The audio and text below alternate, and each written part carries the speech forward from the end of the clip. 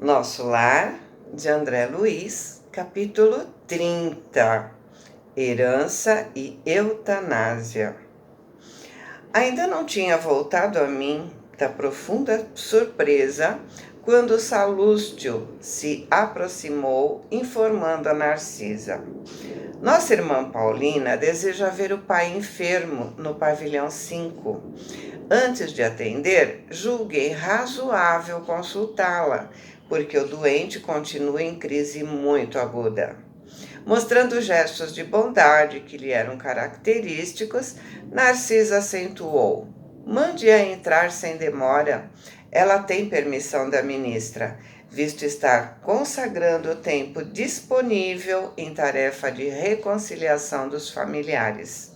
Enquanto o mensageiro se despedia apressado, a enfermeira bondosa acrescentava, dirigindo-se a mim: você verá que filha generosa. Não decorreu um minuto e Paulina estava diante de nós, esbelta e linda. Trajava uma túnica muito leve, tecido em seda luminosa, angelical. Beleza caracterizava os seus traços fisionômicos, mas os olhos denunciavam extrema preocupação. Narcisa me apresentou delicadamente e, sentindo talvez que poderia confiar na minha presença, perguntou algo inquieta: e papai, minha amiga? E a enfermeira esclareceu: um pouco melhor. No entanto, ainda acusa desequilíbrios fortes. E a jovem retrucou: é lamentável. Nesse dia, nem ele, nem os outros cedem no estado mental a que se recolheram. Sempre o mesmo ódio, a mesma displicência. Narcisa nos convidou a acompanhá-la e minutos após tinha diante de mim um velho de fisionomia desagradável, olhar duro, cabeleira desgrenhada, rugas profundas, lábios retraídos, inspirava mais piedade que simpatia. Mas procurei vencer as vibrações inferiores que me dominaram, a fim de observar acima do sofredor o irmão espiritual. A impressão de repugnância desapareceu, clareando os meus raciocínios. Apliquei a lição a mim mesmo. Como eu teria chegado ao ministério do auxílio? Meu semblante de desesperado deveria ser horrível. Quando examinamos a desventura de alguém, lembrando as próprias deficiências, há sempre asilo para o amor fraterno no coração. Então, isso, né? Quando examinamos a desventura de alguém, lembrando as próprias deficiências, é empatia. É se colocar no lugar do outro, ao invés de julgar. Ele sabia que tinha passado por aquela situação, que não era diferente de ninguém, que também tiveram, compaixão dele. Ele já tem postura de quem realmente quer ajudar. O velho enfermo não teve uma palavra de ternura para a filha que o saudou carinhosa. Através do olhar, que evidenciava aspereza e revolta, parecia uma fera humana enjaulada. E ela perguntou com carinho filial: papai, o senhor se sente melhor?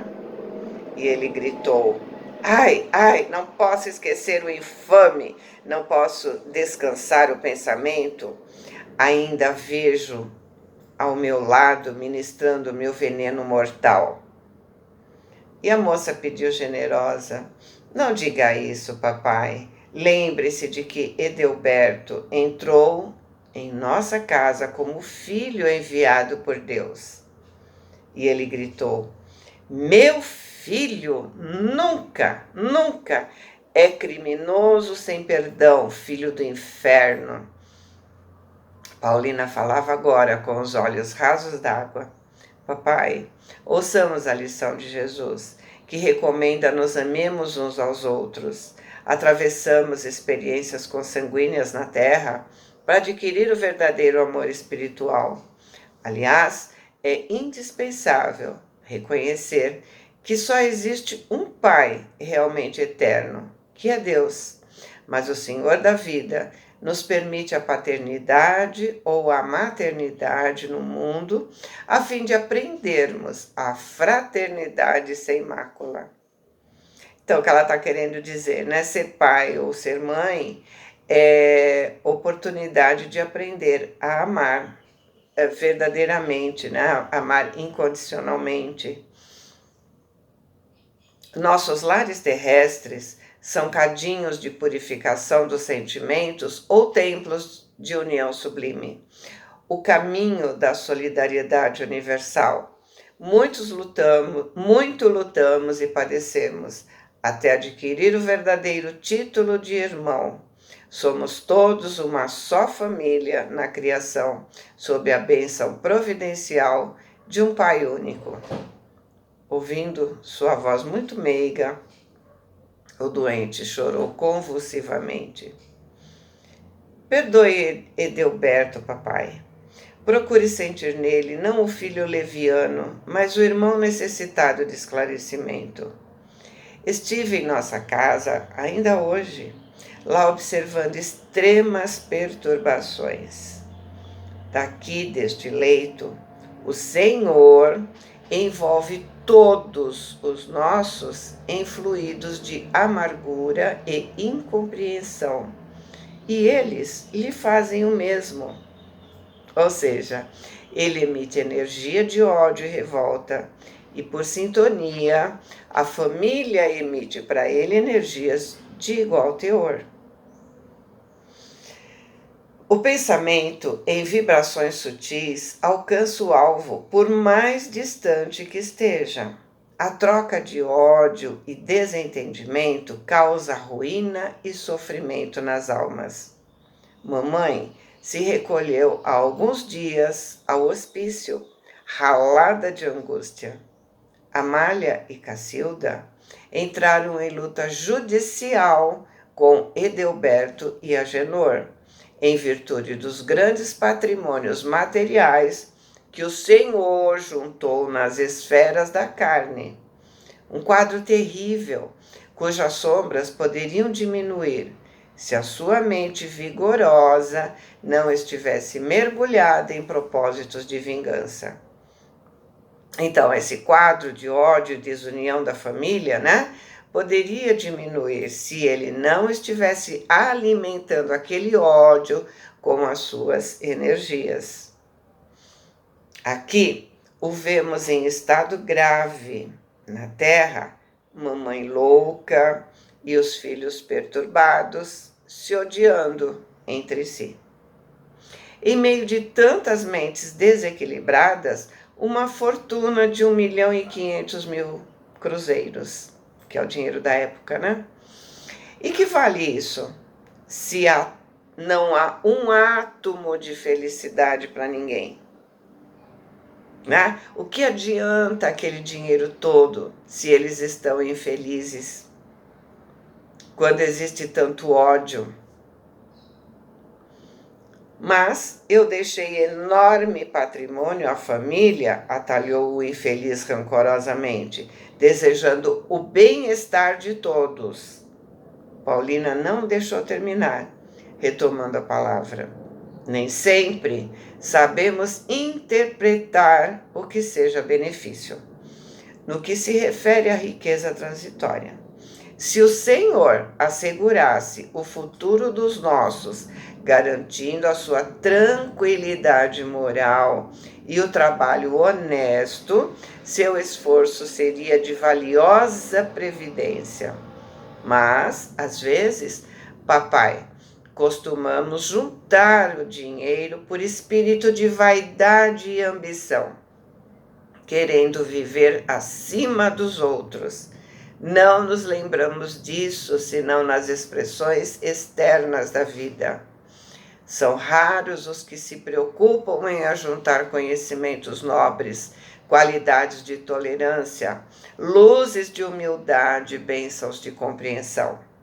impomos a outros os nossos caprichos, nos afastamos dos serviços do Pai, esquecemos a lapidação do nosso espírito. Ninguém nasce no planeta simplesmente para acumular moedas nos cofres ou valores nos bancos. É natural que a vida humana peça a ajuda da providência, da previdência, e é justo que não prescinda da contribuição de mordomos fiéis que saibam administrar com sabedoria. Mas ninguém será mordomo do Pai com avareza e propósitos de dominação. Ou seja, juntar dinheiro e posses, na verdade, é sustentar a vaidade, é sustentar o orgulho do poder, de se sentir superior, como ela disse, né? Não é desejar o bem-estar de todos, como ele falou, porque quem dá exerce comando, ou seja, pode tirar a qualquer momento, principalmente naquela época, né, que eles faziam e desfaziam testamentos. O dinheiro é uma bênção para aqueles que utilizam com sabedoria. Ele é necessário, ele pode ser aplicado no progresso, no desenvolvimento, sim, no bem-estar do outro. A riqueza e o poder são as provas mais difíceis de uma encarnação. A grande prova para aquele que nasce para ter riqueza material é como ele consegue o dinheiro e como ele utiliza. Ele consegue na boa ou ele extorque os outros, né? Ele utiliza para o bem de todos, ou ele utiliza, ou ele guarda, como ela disse, né, em bancos. Tal gênero de vida arruinou nossa casa. Em vão, noutro tempo, busquei levar socorro espiritual ao ambiente doméstico. Enquanto o senhor e mamãe se sacrificavam por aumentar ganhos, Amália e Cacilda esqueceram o serviço útil e, como preguiçosas da banalidade social, encontraram ociosos que as desposaram, visando vantagens financeiras. O famoso golpe do baú, né?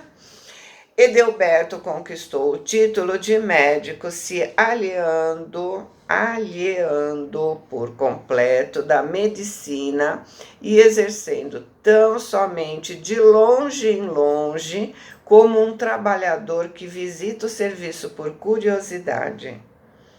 Ou seja, ele é médico, mas não está nem aí, né?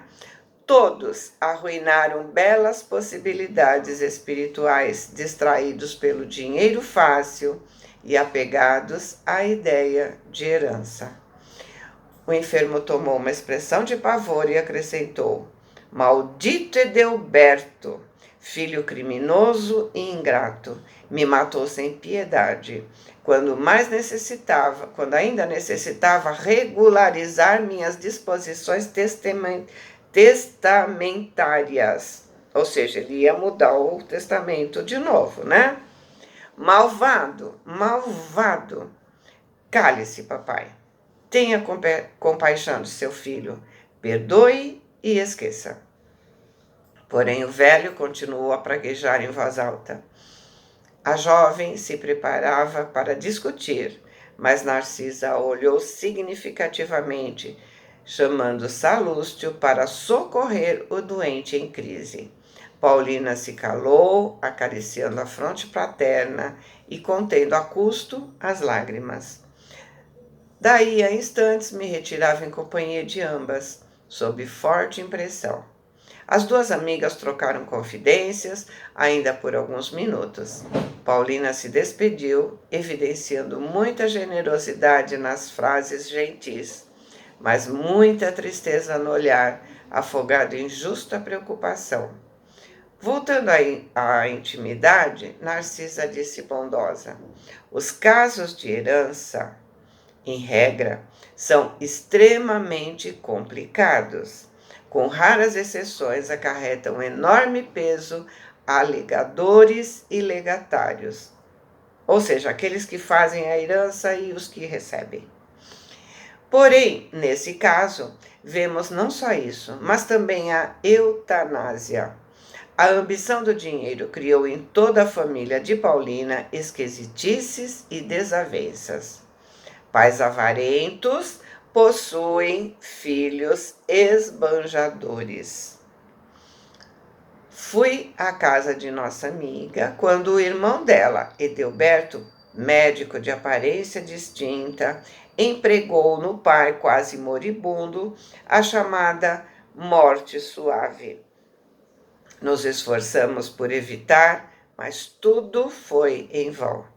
O pobre rapaz desejava de fato apressar o desenlace por questões de ordem financeira. E aí temos agora a imprevidência e o resultado: ódio e a moléstia.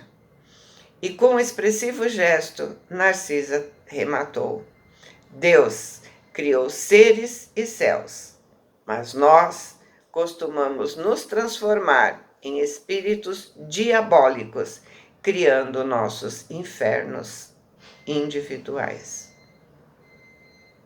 Ou seja, o céu e o inferno está em nós. Nós criamos a nossa psicosfera. Portanto, podemos a qualquer momento mudar a nossa sintonia, mudando o inferno que criamos em céus. Boa semana, fiquem com Deus, amo vocês.